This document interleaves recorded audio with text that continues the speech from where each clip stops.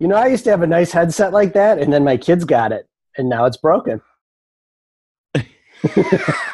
It makes you wonder. I worked with a guy at Central Command. Yeah. And he did that one day. He pulled something out of his bag and he looked at it and it was all busted up. And he's like, how does shit like this happen? How does you have kids? And now all of a sudden, magically, stuff gets destroyed. He said, it was in my bag. I'm home. And now I'm back at work. It's in my bag. And now it's all busted.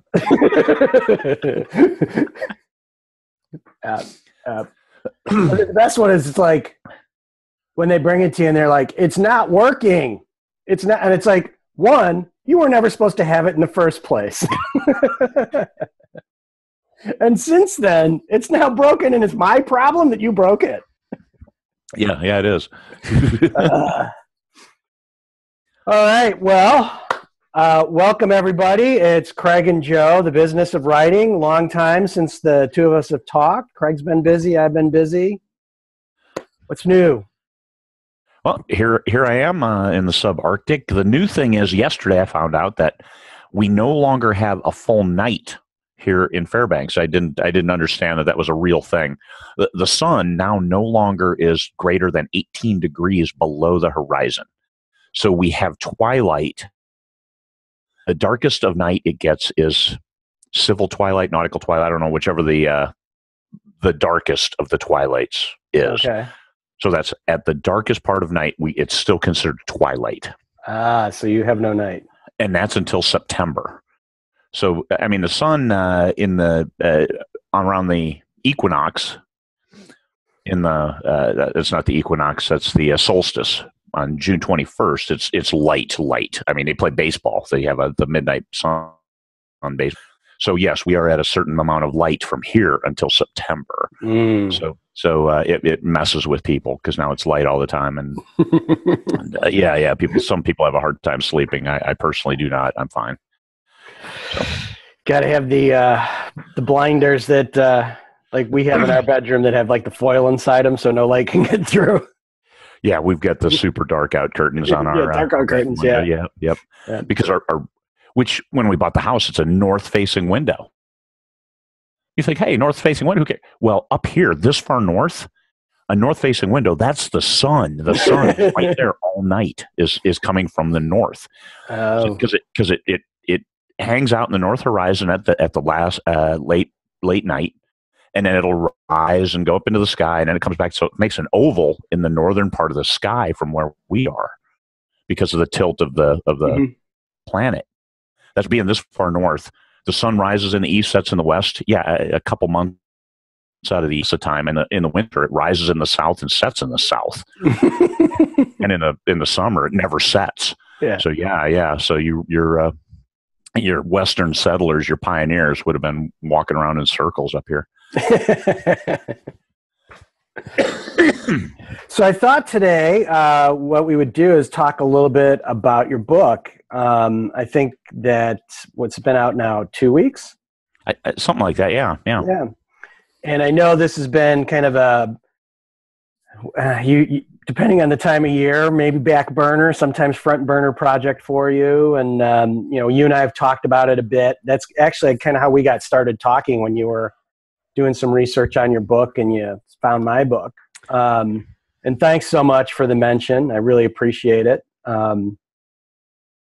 But I thought it would be good to just kind of, when I read it, and what I was thinking about a lot as I was reading it is kind of how you, from where you're in your career now, reflecting back on that book, because that took you, about a year to write?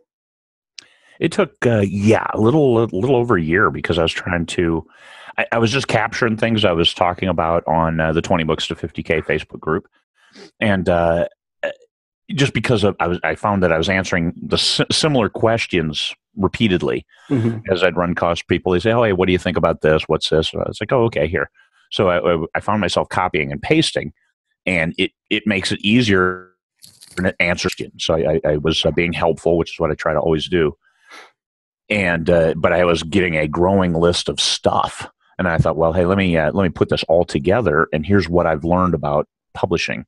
And it's, I mean, I'll tell you right now, I have made the total. Let me pull that one book up. This book, last 30 days, all books, filter by book. I use Book Report because it's easy. Become successful. There you are. $1,330 all-time make it on that book, and I'm having a luncheon in Pittsburgh, and that's going to cost me about $3,000. So it's not because I mean somebody some troll came on and on my sponsored ad on Facebook and said the only one that's going to be successful making money is you. And I'm like, okay, how do I fight that off? Because I do charge for the book, but I funnel that back in. Like I said, we're spending some dollars to have a luncheon in Pittsburgh when we're there for SIFWA, and we invited, of course, we're calling it 20 Books Pittsburgh. The 20 bookers come because it's kind of an expensive venue. So I made $1,300, but I'm paying $3,000 for this. So yeah, it makes some money, but it doesn't because I plow it right back in. And one thing I really wanted it was to just help answer questions and help people like me, the me from 2 years ago. So that's why I put it together. It's a basic guide. It has some other tips to it. And actually, since I published that, I've gotten some great feedback and some great questions from people saying, oh, hey, by the way, here's this, but what about this? And it's like, okay, hey, I can expound on that. So I'm already started a second edition under the same reasoning that I did the first one. Like, okay, hey, people have these questions. And I don't care if it's 150,000 words, as long as it's up to date. Because if Amazon changed how they publish, then I would have to change a significant section of that, because I go through, here's every section you fill in when you publish. Yeah, so it was really good, thinking if I was just a beginner to like go through and just follow those steps, it's pretty clear. And what I like is you kind of talk about what didn't work and what did, like how the scar tissue was formed. Well, that's the difference between experience and wisdom. So every time I see a politician up there saying experienced, all I see is that is a person who made a lot of mistakes. and politicians don't call themselves wise, because that means you learn from somebody else's mistakes. So be wise. Pick up a copy of my book, especially if you haven't published or thinking about publishing. It's about getting you to that first level without panicking. You don't have to panic. This isn't hard, and it's not career ending. Nothing is career ending unless you attack your fans. Then that will end. So, and you'll have to get a pen name, and now you'll be writing secretly, and you won't be able to tell your dad, "Hey, I'm writing porno" or whatever it is. Well, yeah, you think about like when you were that novice writer and you were trying to figure out stuff. There wasn't anything like 20 books for $50K. There was, you guys, I guess Kboards is what you were using. And there was just so much information splattered in a way that really wasn't parsable. You couldn't parse the data and analyze it to come up with a business decision. I look at everything through a business lens. And then, of course, you have the artistic lens of writing a story that people want to read and then are willing to pay for in order to read. And that's that hill that you have to get over.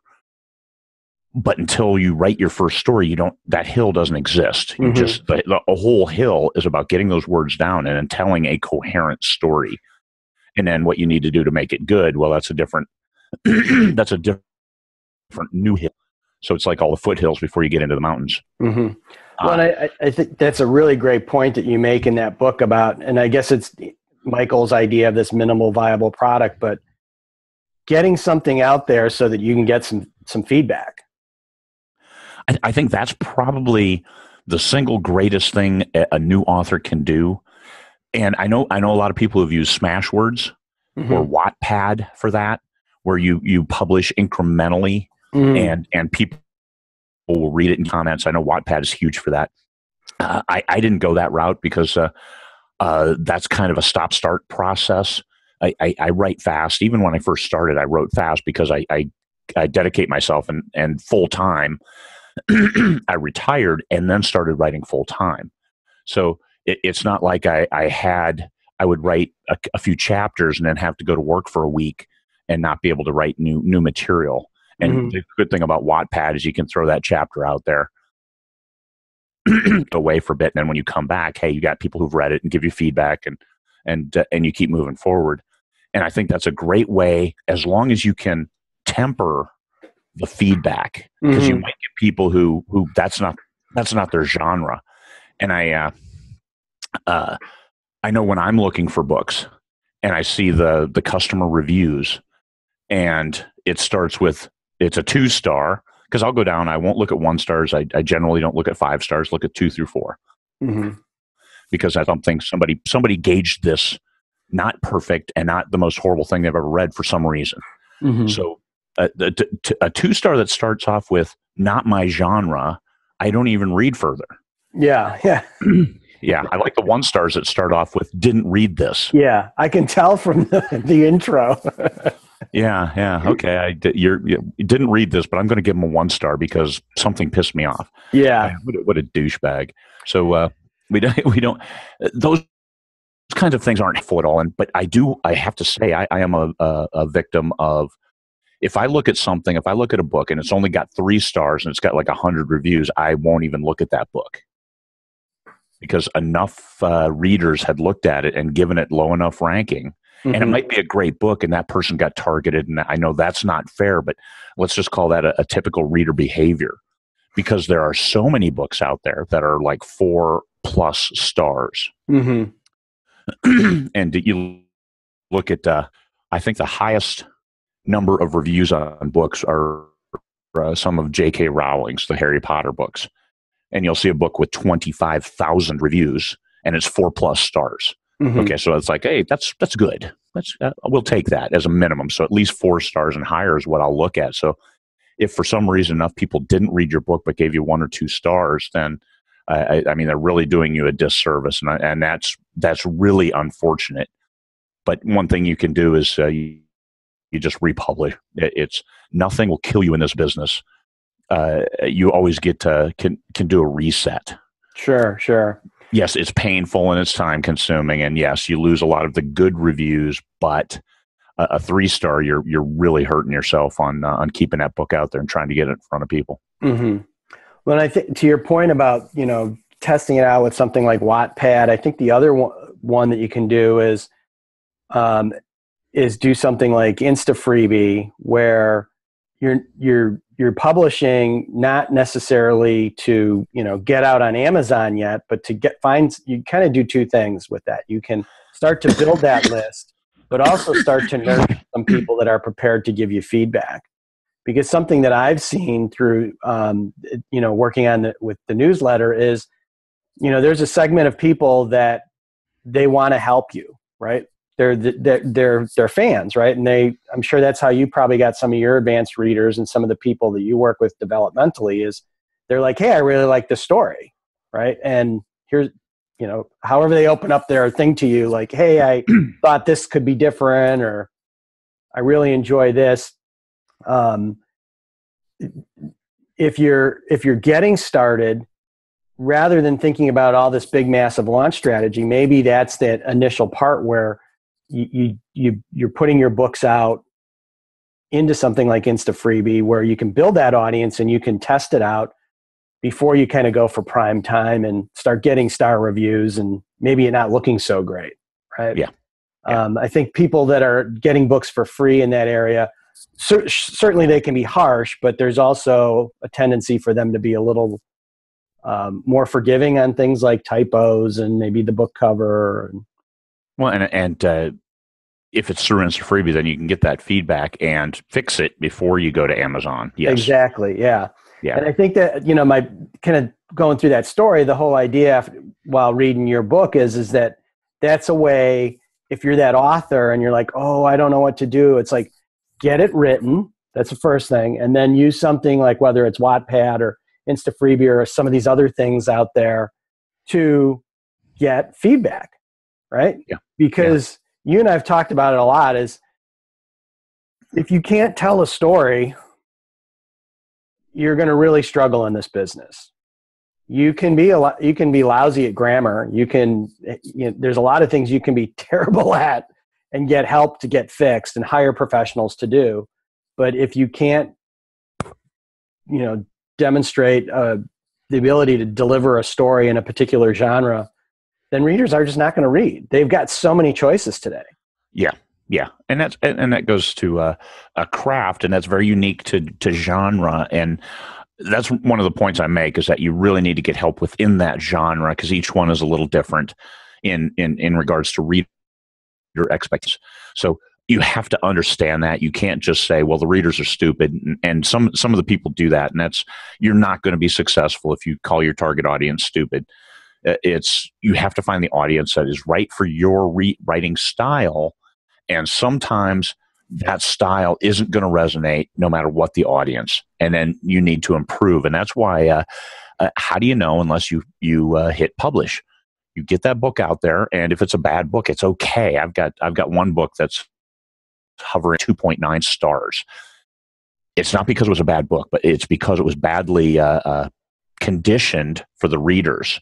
Mm. It's a supplement. That's it, a 100% supplement, but it's called World's Worst Day Ever. It's a supplement. So people were picking that World's Worst Day Ever. Hey, it's a post-apocalyptic book, and people were finding it because we did a great job with the keywords, and people were finding it and buying it, and they're like, "What is this crap?" Yeah. Oh my God. Yeah, that's. I would be living. I was looking for a good post-apocalyptic novel. 1 Second After, which is a very popular book, and found this book and pulled it up and said, "Oh my God."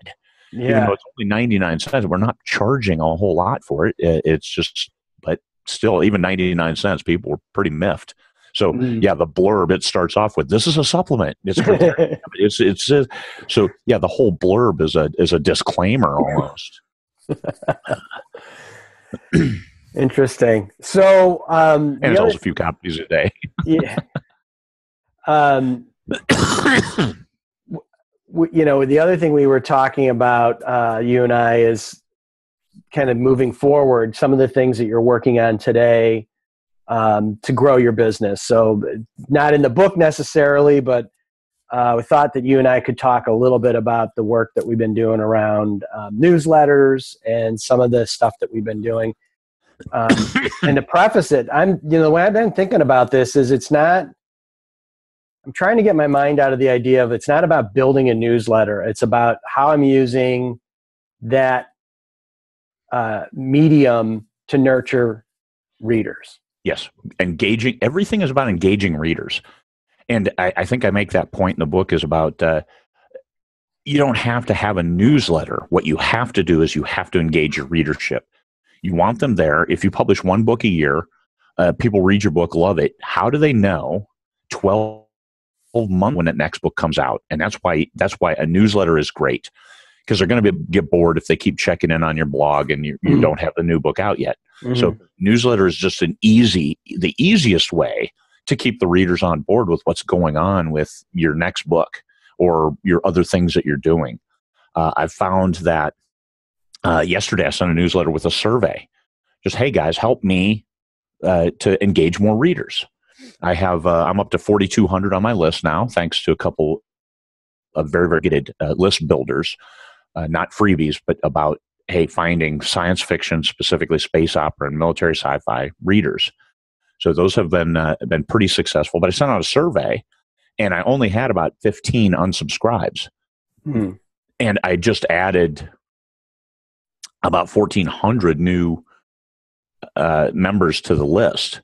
And I ran them through a 3-part onboarding sequence. First one is a free. Second one is nothing for sale. It's just, hey, this live in the subarctic. It's cold and dark, except when it's light all the time. And then the third one is, oh, by the way, I sell books. That's what I do. And here's the Martell Starter Library, $2.99, but you get 3 full-length novels and a short story.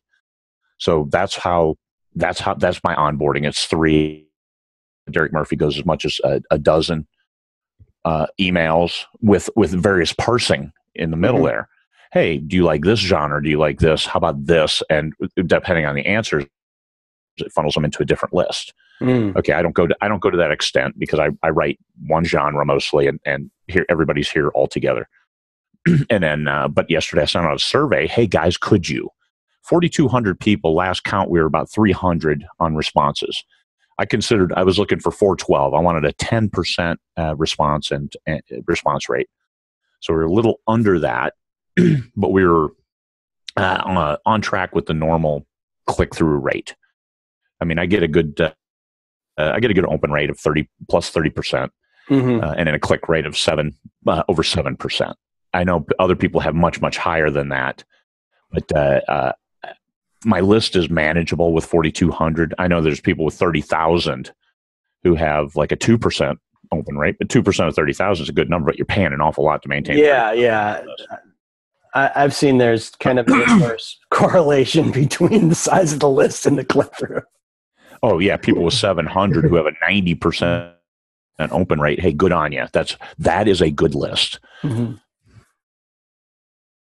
Yeah. And so what I know from the list that I'm running for my fiction, based on the segments that I'm going to, so the general list is somewhere in the 40s, but there's what I call the organic list, which is either it's a mix of organic signups as well as folks that came in through mailing lists but have clearly identified themselves as fans. Yeah. When I send out to them, it's in the high 80s. Good. Yep. So yeah, I think that's the key thing moving forward. Kind of the next gen understanding of mailing lists is understanding segments and like who are you messaging to and why, and what kind of, then you'll see response rates go up. Yeah. Right. Yeah. And I think that things start to become habitual where, it's like, I'm only sharing with people with a big list and I'm trying to get them to buy my book, but really that big list isn't a list of book buyers. That's right. Especially if you use a lot of Insta freebie kind of promotions, you get a lot of names that aren't that good. And one thing I really wanted to avoid was getting kicked out of MailChimp for having too many abuse reports or too high of an unsubscribe rate. So, and I haven't gotten even a single warning notice. I might get one abuse report per email, but I send one a week.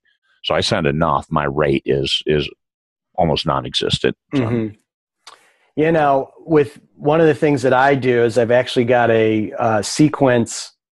I use Drip, which has some pretty fancy stuff in it. I have a sequence I've created called the Cleansinator. And after 13 unopens, I send people through that, and basically it goes and sends them an email and says, maybe it's not you, it's me. If you want to stay on the list, just click. Otherwise, you're going to get kicked off the list. So I'm regularly kicking up, basically about 130 names a month get thrown off my list. Okay. Because I don't have a problem if they're just hanging around to get free books, but they got to click. Yeah. Right. Yeah. I'm not going to pay for a name that I got, 4 months ago, and the guy doesn't even, and it may completely not be their fault, right? It could be that it's gone in a spam folder, but I'm not paying for it to be sent to a spam folder. Or the odd case is the email does not get that notification. It doesn't send a notification that it been opened. A lot of security software prevent that. Mm-hmm. So you're just making sure somebody might click. I know my brother clicks open my emails, but it shows his is never opening. But I know he does because he buys every one of my books. When I send the newsletter, but he buys. So I know that for a fact. But it shows him as a no load, not because he's got his security software dialed all the way up. Yeah. So doing this survey, what kind of things did you what surprised you? What did not surprise me was that my readership does not read horror and they do not read romance. Because we showed, I think, 20 different genres. Hey, what do you read? What do you like? and the general readership liked military sci-fi, space opera, and I was surprised by the number that liked fantasy, because I've been telling people no to swap because my readers don't read fantasy. Well, I guess I was mistaken in that, because they do, and more than 50% do. It was like 80% read military sci-fi or space opera, but it was still like 60% read fantasy and urban fantasy. So I hadn't been. So I have been doing other authors an injustice by saying no, I don't want to swap. When 2 out of 3 might pick up their book. So I'll revise that and expand who I can swap with because of that readership thing. 81% were 46, age 46 and older. 81%. 4 out of 5 are older readers. And I was surprised that it was 50-50 men to women. It was 50-50 of KU to buyers. So I was surprised to see that, because my revenue is 70-30, 2 to 1 of KU page reads to buyers. And the prices are such a way that with the ENP, it's comparable. You know, a 400 K ENP or a $2.99 book, a 500 K ENP or a $3.99 book. Okay, you see what I mean? Yeah. So whether you buy or read all the way through, it's still the revenue is comparable. So I just So when I didn't do it. One of the questions on my survey, and the way I do my survey is a little different. In a sequence, it's probably the 3rd or 4th email I send out to them. I say, hey, so I can better serve you, tell me about you, right? So and I ask a variety of questions about their reading, how many books they read, the, what do you call it? The genres. And then I ask them about, when it comes to reading, what type of books. So do you buy ebooks? You only read free books? Just, paperback? Are you Kindle Unlimited? And out of that, 39% say they do all of the above on my list. So 9% read ebooks. 7% of my list only do free books. So, so it's understanding that if, I bring somebody in here, that 7% of them are just going to be hanging around for free stuff. That's okay. Right. No. From my opinion, it's not. Yeah. It's, I mean, I make my living by selling books. So I would, that 7% I would call. Yeah. And that's, and it's nothing to, say that, hey, somebody's in a bad financial situation. That's okay. I do offer free stuff, but I am not new books and books in main series. I will never offer them. I might hit them for free, but only the first in a series. And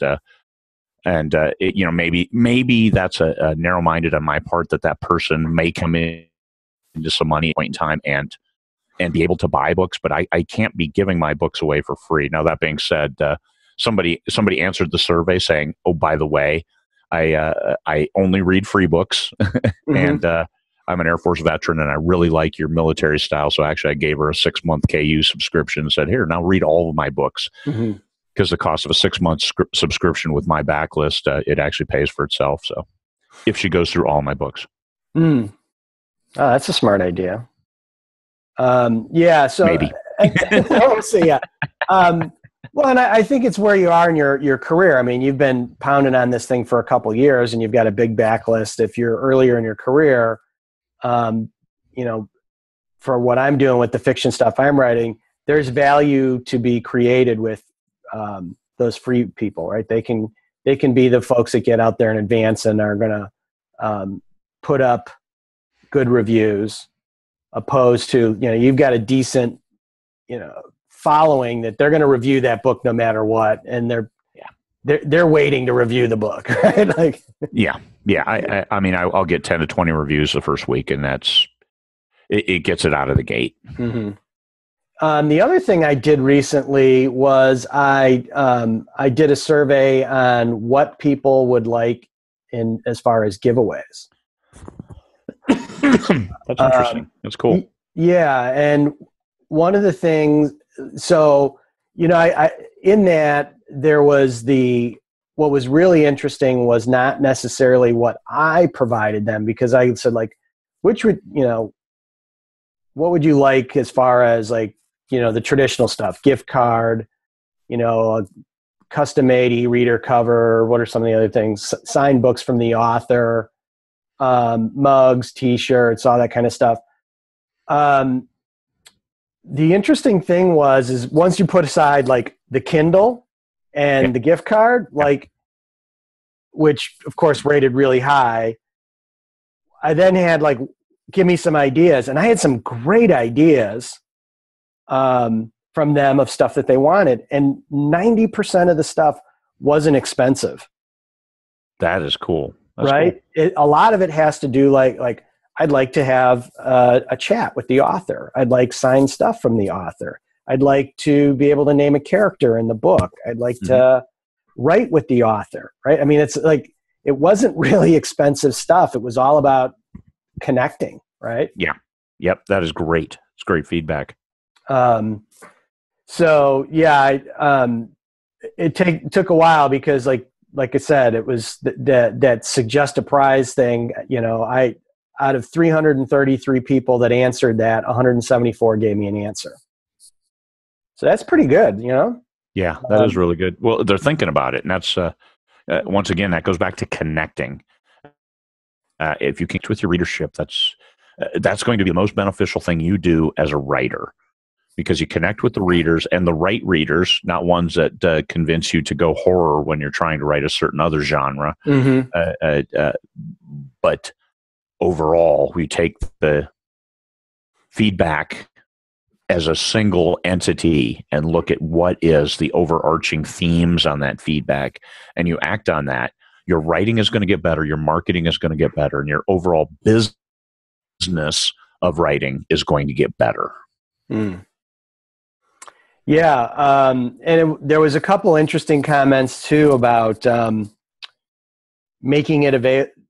There clearly is a feeling by people overseas that they get mistreated, either because of Amazon's policies for how they do some of their discounting, or just the fact that authors don't send stuff overseas. So that's something in mind too.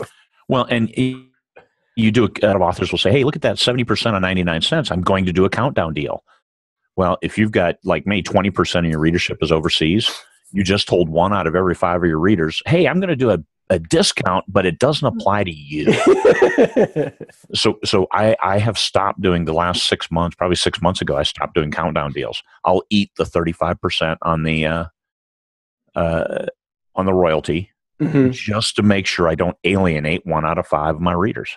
No, it's something worth thinking about, because a lot of the stuff, it was that kind of thing. Is like, hey, all this stuff sounds great, but remember, I'm in Australia. Yeah. And have you ever shipped anything to Australia? Well, I used to live there for 5 years, and I've got friends, so I ship stuff there a fair bit. Yeah. Yeah. $4.99 book. You can send it there for $100. Have a nice day. Yeah, or you can find it a little cheaper, but it'll get there in about 8 months. I use my granddaughter is Australian. So my son married a nice Australian lady, and so now we find ourselves going there every year. So we'll take stuff, but still mailing. You do the flat rate box mailer, and for $60 you can fill a medium-sized box. It's not bad. Yeah. But if you're looking at sending a single book through a freight mailer, because it's thin enough, you can stick it in there, it's still going to be $30. Yeah. A book that you might have gotten from CreateSpace for $4. Yeah. So just understand that. But the benefits you'll get, especially if that person can be vocal, saying, hey, I live in Australia, and he still sent me a signed paperback. Yep. That goes a long ways, because it shows that I don't care where you live. My offer was a giveaway anywhere in the world.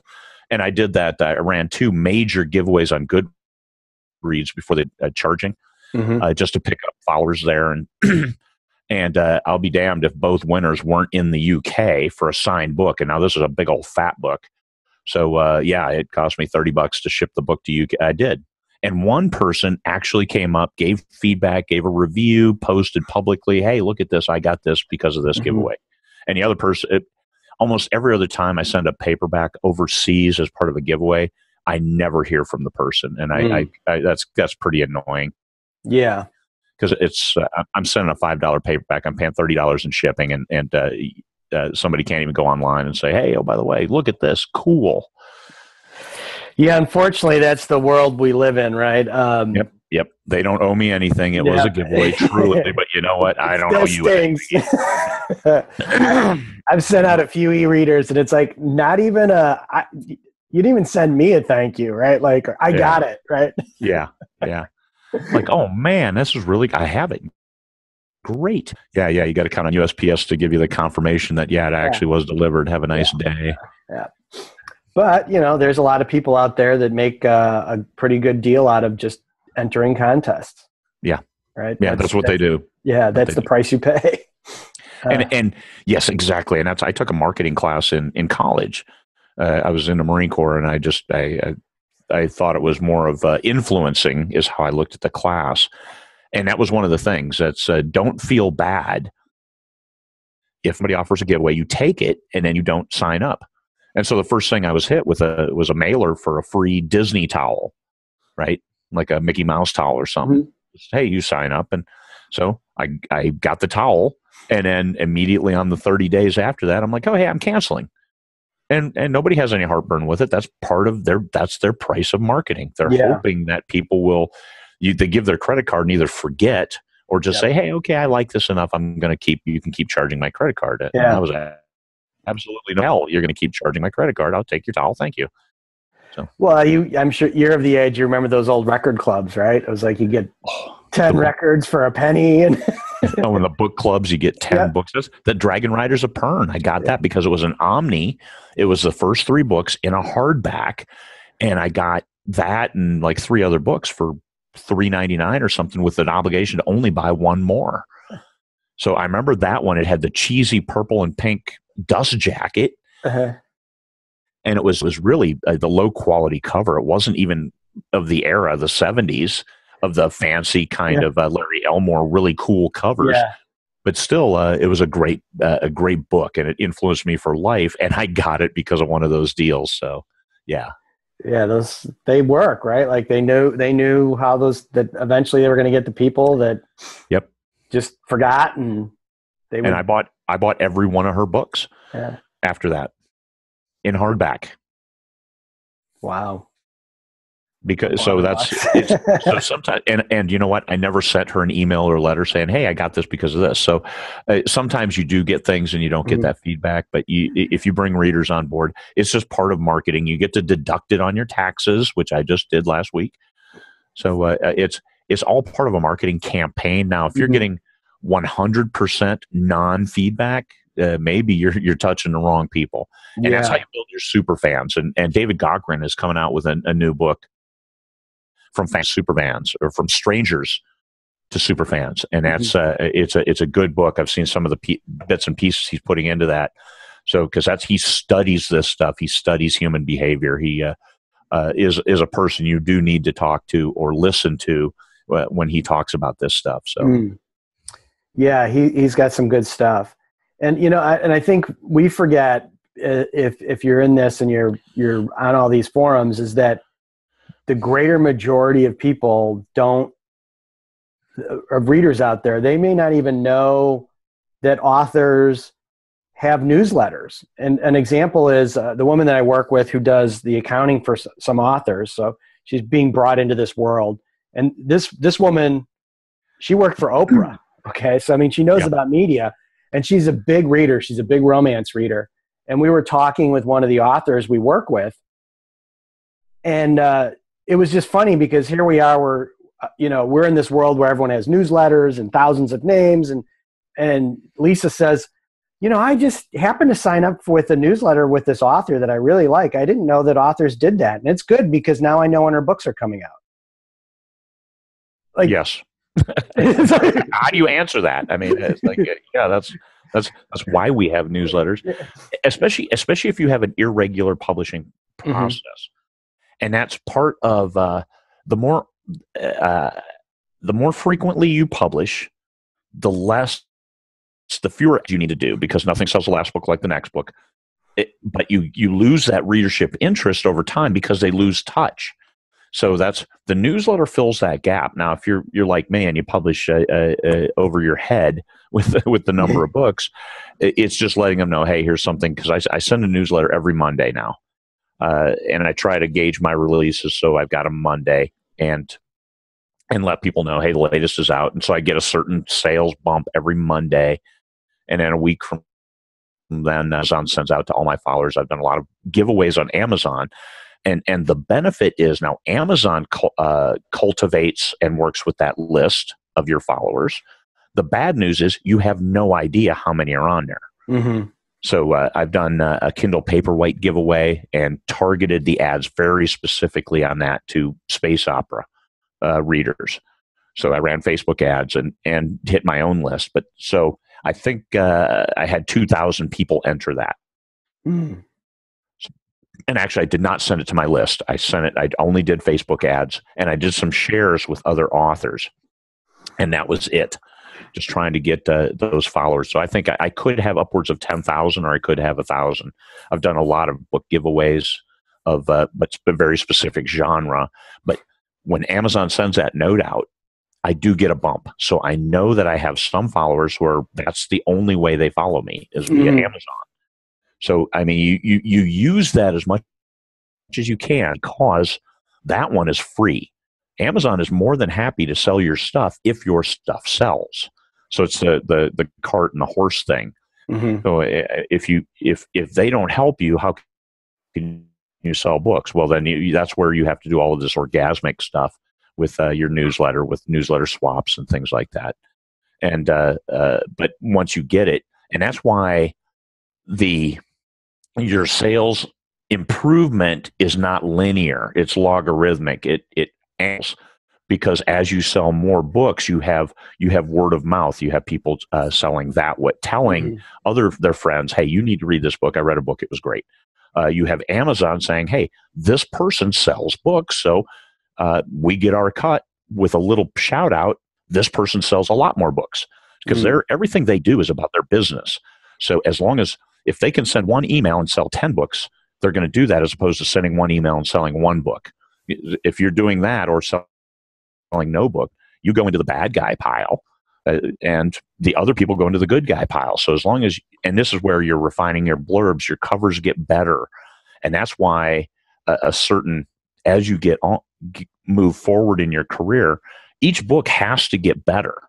If your first book is your home run, there's really no way to go but down. And I've seen a few people who, I know 3 different authors where their first book was a total home run, sold like 100,000 copies. Okay, I've sold way more than 100,000 copies of books, but not 100,000 of a single book. I don't have that one breakaway bestseller, and I make a lot of money in this business. So, but that's because of volume of backlist, as well as now with each new book, I know I'm going to make a nice chunk of change. I know I'm going to sell X number of copies in the thousands, and it's going to be good.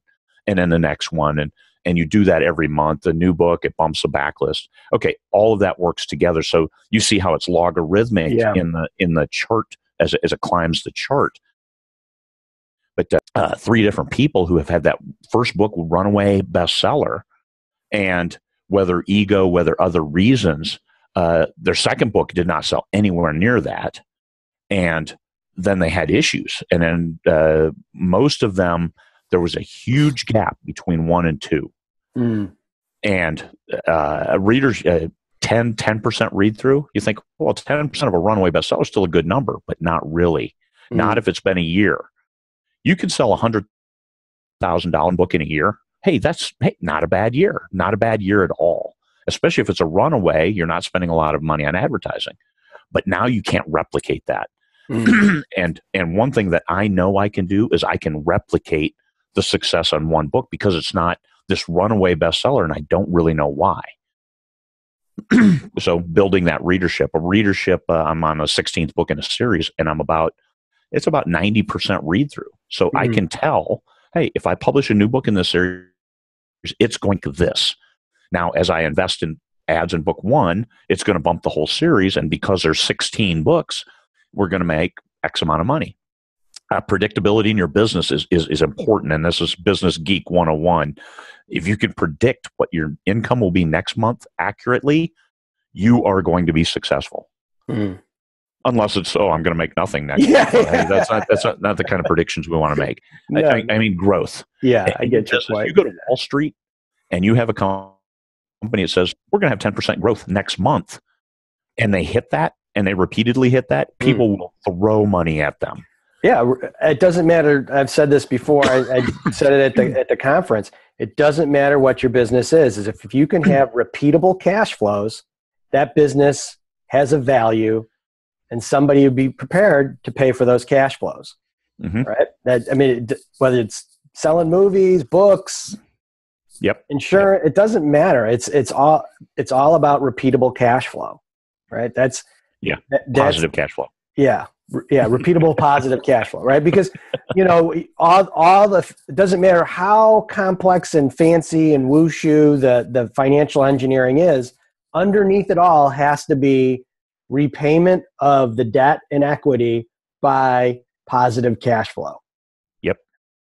And the more repeatable, they would rather it be smaller growth, but certainly repeatable, because then they know the certainty of that loan being paid off over time, right? I mean, even if you said, okay, my business has got zero growth, but it's always going to be the exact same cash flows for the next 100 years, that has a huge net present value today. Mm-hmm. Well, and that's your treasury bonds. Yeah. That's how those sell. Yeah. Hey, we're 1.1% guaranteed yield. What the hell? 1.1? Who in the hell? Zero risk. Zero. Yeah. We'll just print more money. 1.1. Yeah, that'll work. Yeah. And inflation's going to kill that value. However, 1 point guaranteed. Yeah. Yep. And when when it hits the fan, what do people run to? Yeah, bonds. That investment, right? Yep. So yeah, very, very good point. So I think that we get lost in all of the chicanery of marketing and Facebook groups, but in the end, what you're trying to do is build a business that has sustainable cash flows that you can live on, right? That's first and foremost, is like, that you can pay your bills. And the more that you work on that, that's great. And that's we talk about the sexy story and connecting with the readers and things like that, but it all goes to that. This is where you take off your artist hat and I'm connecting with readers, and we're interacting, and you put on your business hat and say, what is sustainable cash flow? And that's why I know earlier I poo-pooed the free readers. Even free readers have a value. Those people who only look for free books. If you're going to get reviews, a lot of people will give books to those free readers, and then they don't get a review.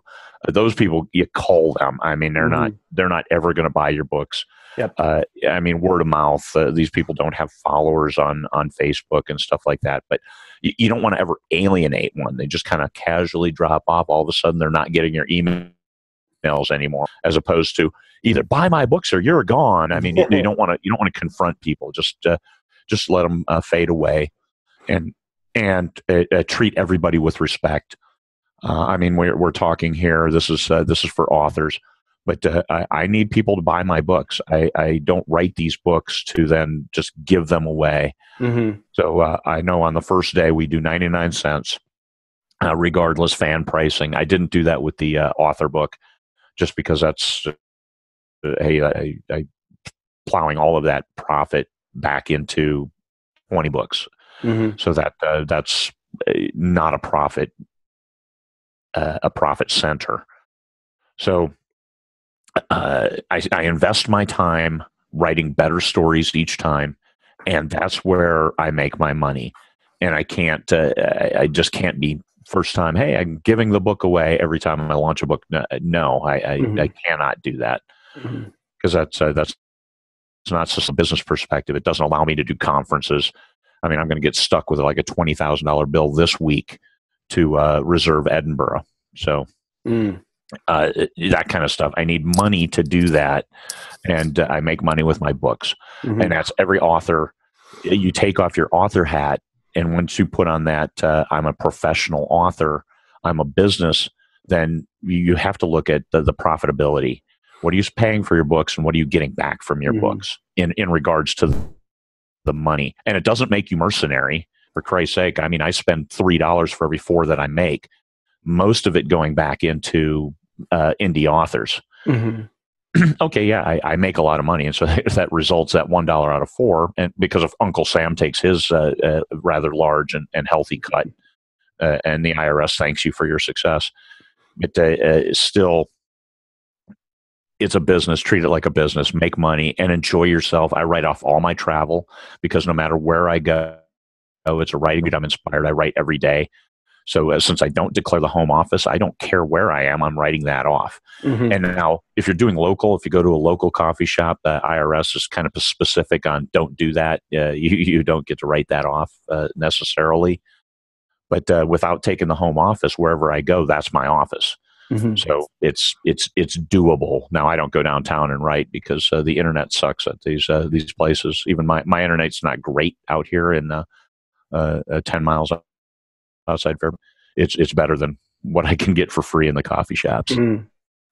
Well, I what I was thinking about when you're talking about that is, you have to understand where you are in your career, right? So if you think back to when you were first starting, there's decisions you make about how you're nurturing those fans, and those free fans the value is there, right?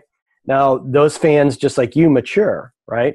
And I bet you can think of 1 or 2 of those that started out as free fans that maybe are advanced readers or had developed into, no? My super fans were all organic. Yeah. I actually can't point to maybe more than 1 or 2 people who found me via Insta Freebie who are on board and super fans. Not more than 1 or 2, and through Insta Freebie giveaways, I got 1,000 names sitting there right now from an Insta Freebie giveaway that I never imported. I never even bothered. Yeah. So I did not have good luck with Insta Freebie through their paid, and so I actually just eliminated my account, and I haven't done anything with them in well over a year. I use BookFunnel now, but very, very targeted. The best thing you can do is get in with fellow writers in your genre, especially once you have a viable product. If you're trying to foist a substandard story, substandard is determined by the fans, not other authors. If fans of your genre say, "I love this story," then that's a good story. So that's what if you can get that in front of other similar genre authors and they share, then those readers, and make sure segments, you talked about segments, make sure the readers from those list building efforts are parsed and put in the right segment. If you do a massive giveaway where you're going to get 10,000 names, make sure that's a different list, because your rate is going to be so much different with those people, and you have to nurture them more to keep them on board. And I don't. It's buy my books or that's all. And I don't coddle people very much. I mean, I have a 3 segment process, a 3 email onboarding process, and then that's it. You're going into my main list. I have 3 lists. I have the main list, and then I have the conference list, which is specifically 20 books. It's authors. It's not. I don't sell them things. It's all information about the conferences. Yeah, so what I'm doing is I've actually got multiple segments and I've got multiple sequences, because the sequence of somebody signing up for a free book is completely different, right? Yeah. Than somebody that's signing up from the back matter of the first book or the second book, right? Yeah. Those people are gold. They're gold, and how I want to nurture them, and this, the story I tell them and how we're communicating has to be completely different. I have to think about, like, okay, they found that, however they found that book and paid for it. They've decided to go and sign up. Now, what am I going to do with them? I don't want to talk to them at all like I would talk to somebody that came off to say something like BookFunnel or InstaFreebie. Yeah. Because it's a different, like, what I'm saying to those people is like, hey, I want you to be a buyer. If you're not, I want you to get a review. And if that, if you're neither going to do none of those things, then at some point, like you say, we have to part ways. Whereas if you're an organic, I'm not going to kick you off my list ever. Yeah. Right. Like that's right. And I'm going to give you a short story, and I do a flash fiction. I write a paragraph about a character because I'm thinking of something. Share that with the organic readers and keep them engaged with the style and that's the thing you can do with your organic, with those people, because they're invested in your book. So thinking about a character, hey, just jam out a quick paragraph. Hey, here's this on this character. It's not going to be in any books, but here you go. Absolutely. Yeah, and that was one of the things on the list was for giveaways is a story that would only be for the fans. It would never be published, never be sent out. It's like, and you think about that, if that's important to some folks, that other than your time, right? Like the value they put on it's a lot higher. Yes. Especially if you're what we were just talking about there, creating that exclusivity that they get behind the velvet rope and. Yep. Yes, of course we'll usher you in, Mr. Solari. All right, well, it's been great talking to you again, man. Oh yeah. It's good to talk about this because the bit writing and some things that we don't want it to sound mercenary. I know sometimes I do because to me it's business. It's numbers on a page. If it's 1,000, why isn't it 1,500? If it's 1,500, why isn't it 2,500?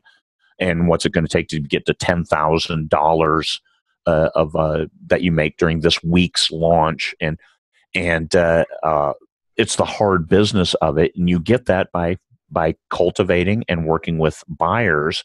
But then you see that it really comes to a personal relationship if you can give them something that's very unique, which in my newsletter yesterday with the survey, I put a snippet from the next book, which introduces a character for a whole new series. I got more email responses on that than I did any of the other emails I've ever sent. Because they loved that. Well, the snippet was, I think that was, oh my God. I keep rereading and I'm like, how can I maintain this level of engagement? And because it flowed really well, it struck the right chords, just that snippet, that the little bit, for some reason, it's like, how do we replicate that? How do we make sure that we can do it like a whole book of that? And that's what I'm working on to do that. Because each book can get better, but this next, that offshoot series is going to be, if I can maintain that will be a monster home run. It could be my runaway. No. Cool. All right, man. Well, you take care, and we'll see what folks want us to talk about next. But it's great. Congratulations on the book. I think I'm pretty good at this stuff, but I found some little nuggets in there that were new to me. Do your taxes. It is April. You got 5 days. You get a day or two to get this out. You've got if you filed your extension, file the extension. Do not be late with your taxes. Do not completely ignore them. It got Dillinger. This was a guy who was he ran a mafia crime family and IRS got him. You're just little league. You're nothing. They will crush you like a bug. So pay your taxes. It's the rite of passage. And if you have if you have taxes that you need to pay, it means you made money. Yeah. So look at that. Even whether it's 20% or 40%, the U.S. government does not take 100% of your profit. So. Well, it's funny. I got a lot of contacts off of your posting about your taxes. People reaching out to me, asking, and I thought back. I think it was our very first video about the wall of shame and people that are going to complain about why is this happening to me, and I always go back to the the Godfather 2, this is the business we've chosen, right? Like when you sign up for becoming an author and making money at it means taxes. Yeah, it just means taxes. That's right. Yeah, it's, so you just either suck it up, buttercup, or don't do it. Right? Yeah. I mean, yeah. The alternative is don't make money, and that's a really lousy alternative. Yeah, it is. And take that effort and energy that you're going to use to complain and use it to educate. Right. I think that's one of the things that I see in the group a lot, especially when people are sharing their successes. People want to find some hole, like, well, how come you were successful at that? Or what is the secret? And first off, I think if you're struggling with understanding it's why you can't implement some of this stuff, it probably gets back to the craft. Right. But the other stuff is like, you have to do it. Like, it's not like doing your taxes. There's nothing unique or special about it. It's you learn that skill, like riding a bike, and then once a year you got to do it. Yeah. Right?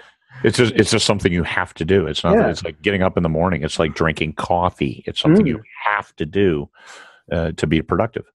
Okay, I know not everybody drinks coffee, but that's okay.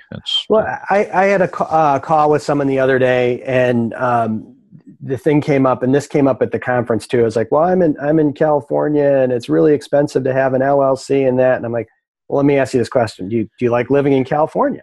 It's like, yeah, I love it. It's like, okay, well, you've chosen to live in an expensive state. I live in Illinois. Like, yeah, you've got it as well. Yep. Yeah. It's like, so like, if I want to have the things and I want the potholes to be filled and a policeman to come when I call 911, then I have to pay my part, right? And one of the things in California is you pay $800 a year for an LLC. Yep. That's it. Now, that means you weigh out what you're making, and if you're making $800 a year, then you don't set up an $800 a year LLC, right? Yeah.